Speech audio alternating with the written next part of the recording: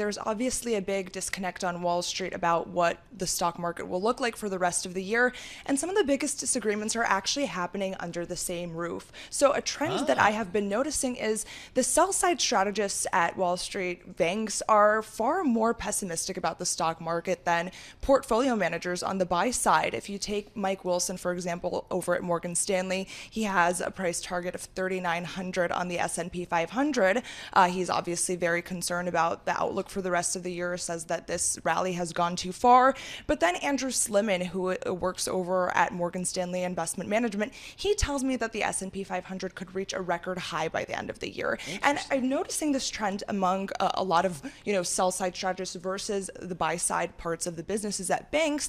And this is because they are looking ahead to earnings growth in 2024. They are seeing revisions go up every single day. They are feeling the pain of a market that has moved higher versus sell-side strategists who, as Sliman described to me, don't have to step on the scale every day. So there's a lot more pressure on portfolio managers, who are missing out on this rally, and they feel the pain of being underweight equities and have to, they see investors piling into cash versus sell-side strategists who kind of have a little bit of more arbitrary timeline on when they look at things. I think there are a lot more disagreements. I was hearing on surveillance and the bond market the same thing this morning, but Wilson is a bear. That's his deal. Right. He has to follow that narrative now because he's worked himself into, everyone knows him as, he's made his name as a bear. Exactly. Right? Sliman, meanwhile, he has to pump stocks. That's his role at Morgan Stanley, right? His job is to cheerlead this market. So they're both playing the roles that they have to. Exactly. But it's tough that a place like Morgan Stanley has a big retail presence, and a lot of investors, you kind of like to have your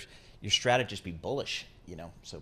You have to have your strategist. Oh, you mean Wilson? On the sell side, yeah. Right, true. Yeah, so it's because, again, it's Salomon Brothers when I was there back in the day. We did not have a big retail presence. So, therefore, we could have a guy who was negative because we didn't have a bunch of brokers that needed to pump stocks. And you had a famously negative, Henry Kaufman was Yep. there, and he was famously bearish. Dr. Doom. Right? Dr. Doom. So Yeah. it'll be interesting to see what happens. Again, these markets are moving higher, but if you're on the buy side, you're at a point here, we kind of come back from summer. Man, if you haven't been in this market, Exactly.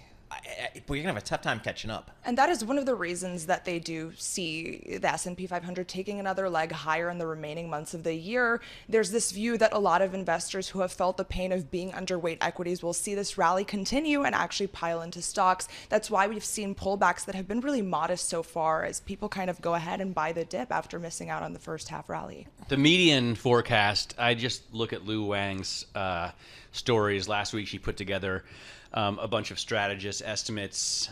So the median of 23 bank strategists is for 4,300. We're still 200 points above that. Yeah, exactly. Yeah. And that is after a flurry of recent upgrades that we've gotten this summer. In July, at some point, the gap between the S&P's performance and that average price target actually was the widest since September 2020. Yeah, it was like we were trading at 4,600 Exactly. and And it was strategists like were predicting 4,000. 4,000 for year end. Exactly. Yeah, so that's a good point. It's been picked up a lot.